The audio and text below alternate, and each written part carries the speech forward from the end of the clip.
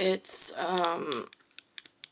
October 1st, 2021. I'm trying to think of how to go about this, protecting myself, but yet. Alright, so there's a man in the neighborhood that's kind enough to share with me. I shared with him. First of all, he says I know something was wrong with his spine because he can't really walk upright.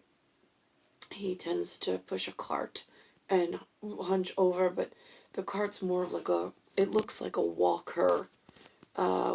Instead of a cane, he replaced it with a walking device and it happens to have a basket on it, like the urbanites is what I call them. They tend to use them more. If you're not in a city setting, it gets confusing. It's not like a shopping cart, it's a truncated one. But the mental note of scripts are not the same as somebody pushing a shopping cart and somebody pushing, instead of a walker with no basket or a little basket, a larger basket. It I know for some of the hard-headed or thick-headed people, it's hard to get past, but here we are. Anyway, so he said it's actually scoliosis. Now, I said to him, I said, but you said you were an athlete and a dancer, and you said that you taught classes, so did you always have this scoliosis? I was like, or is this like a sudden onset? And so he didn't really answer the question. I said, all right. So, and then I just listened, and he said he has an ongoing festering wound that is, that won't heal. I understand that, and I said to him, I said, I heard you mention that once before. I was like, I have a problem myself where, like when the pavement splits. I said, I woke up in my 20s out of nowhere, and the bottom of my stomach was flayed, like the epidermis was just split, like pressurized. I was like down to the dermis, and he was like, did it hurt? I'm like, it hurt. Oh, that's what made me look on my stomach, because I mean, it was so perfectly sculpted and done. It looked like it was done with a scalpel down to the dermis, but just enough where there was no capillary whatever.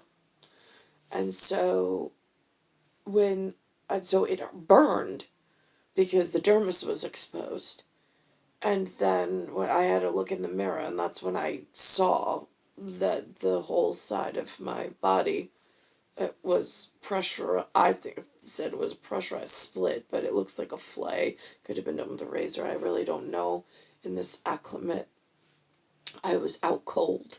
I wasn't awake for it when it happened, so I don't know. I only noticed it and only felt it when I woke up.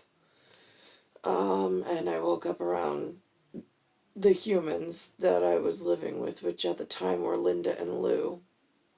And I was working, I believe, at Merrill Lynch. I don't know if Jason and I were living together at that point. I can't remember. So that happened. So Kevin, this gentleman, Kevin, who was telling you about the scoliosis and the wound, said to me that he went to, like some people have really good like impressions of doctors and some don't. So he was like, he said that he went to a place and like he said something, and first he went with doctors are great, and I'm like, not always. And then all of a sudden he went into like the bad thing, like the bad part of doctors, and I'm like, yeah, whatever. Yeah, they could be either way. Depends on the situation. He had a bad experience with some doctor went in and told him to pipe down. I'm like, sometimes it's like a director on the set of somebody else's movie. They're so used to being in charge, they don't like taking, like, or hearing from anybody, any participation. It happens. So, he told me that he had a friend that was named Pierre, and he worked for something called Texas Instruments. I was like, I've heard of them, but now see, for me, I'm thinking to myself, now is Texas Instruments, is that like pianos and violins and like the instrument company? Or is that like the machine went off and then reincorporated? It's like a Steinway company. Or was it the machine went off and now all of a sudden there's some kind of calculator and aerospace, like pocket nerds who no longer know how to use chalk and a chalkboard to romance a lady? It's like, oh.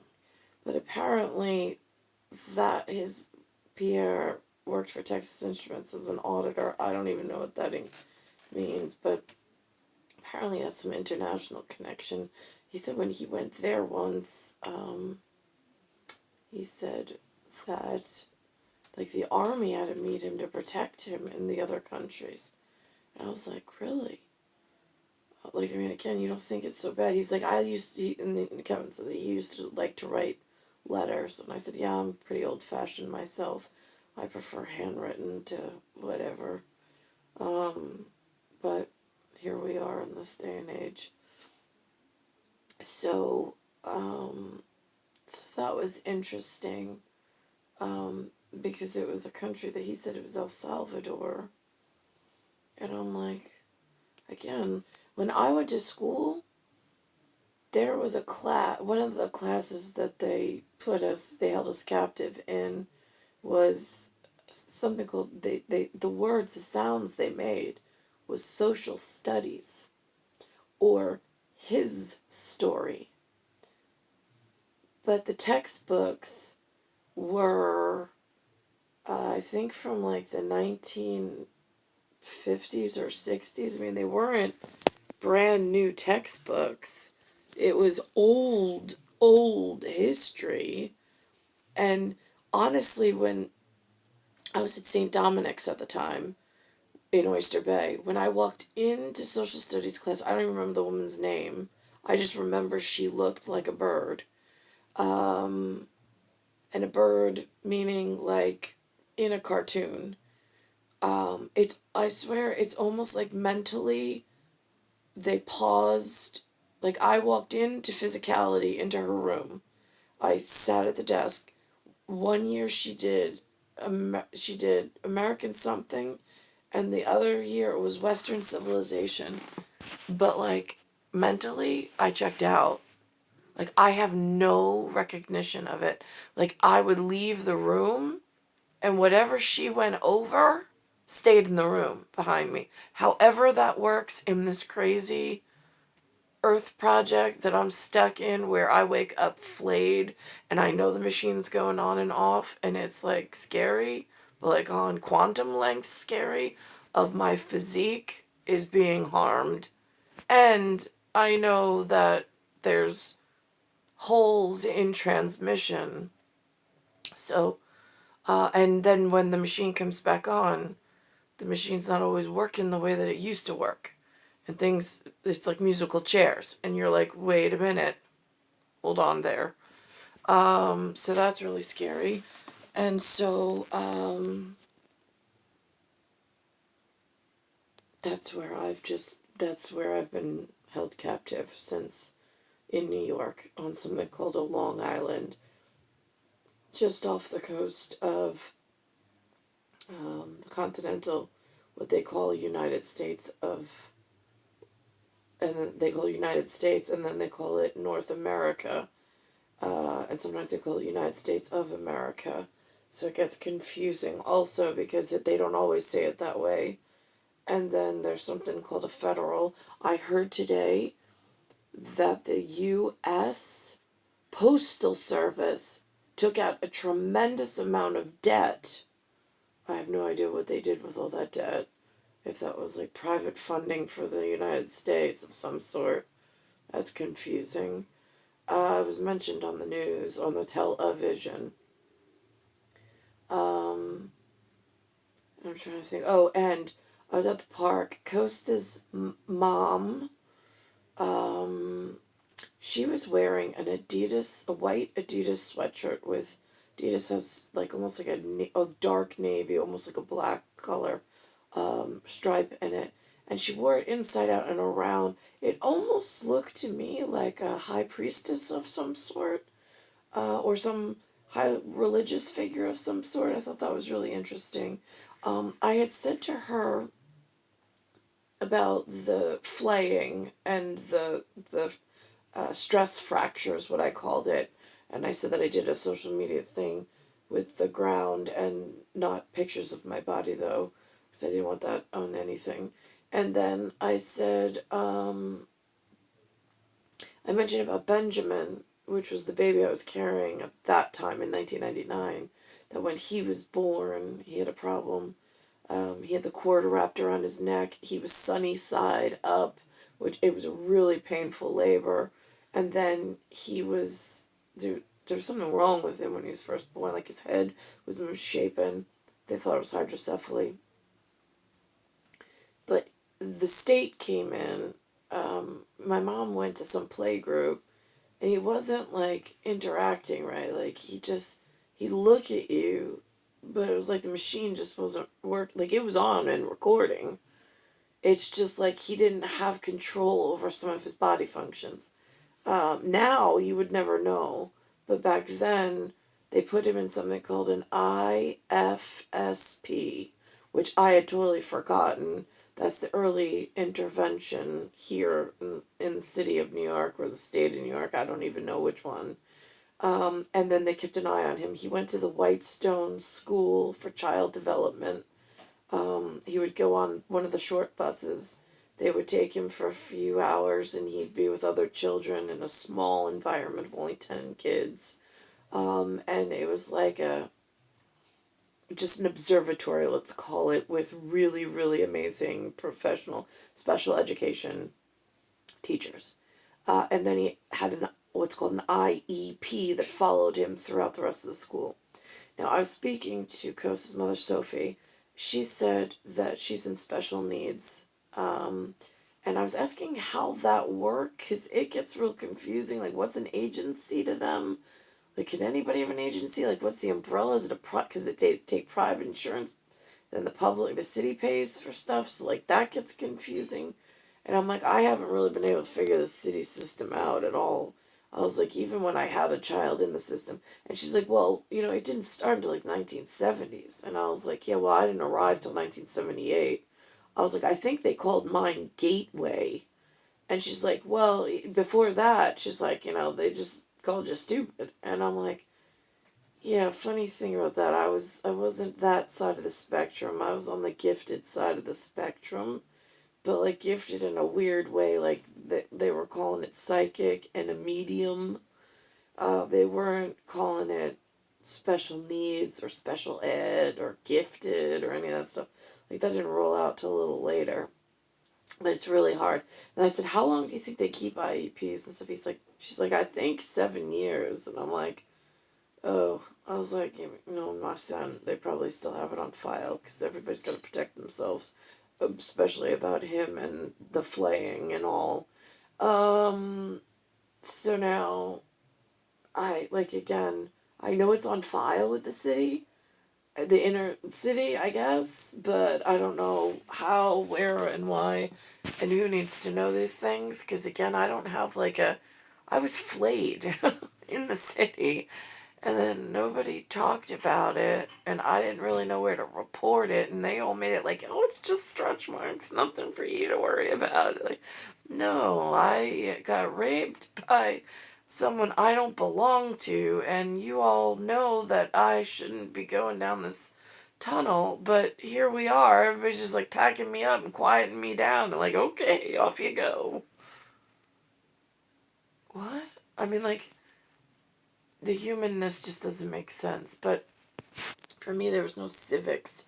There's no civil. I mean, like, there's bioethics. It's like you do the right thing or you do the wrong thing.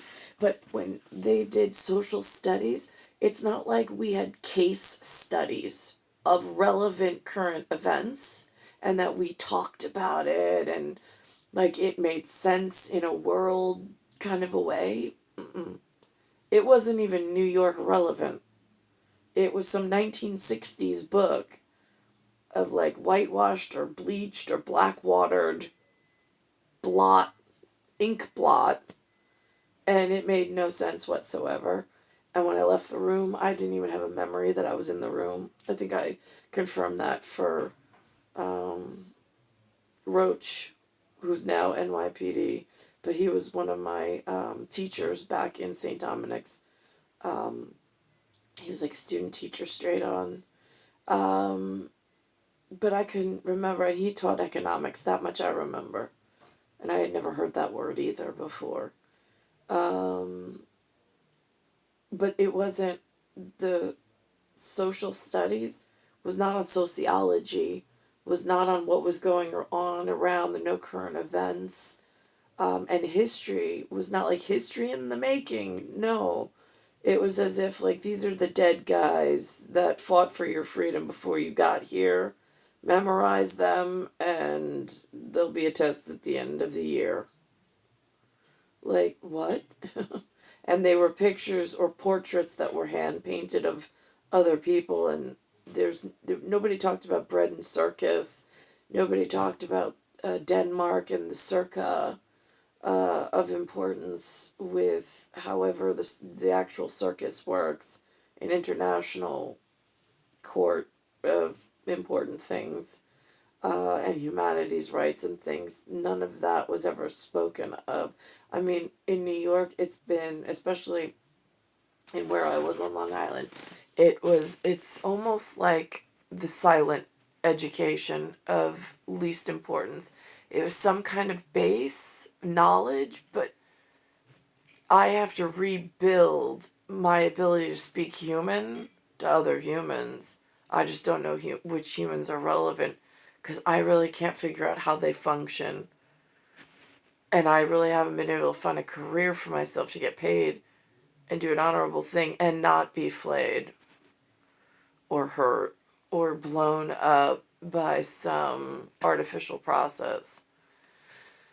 Star 1978, Star 8378, Nicole Cattaruzza. I'm in Bayside Station, Bayside, New York, 11361. And it's Earth, Solar System, Milky Way, universe, galaxy is broken.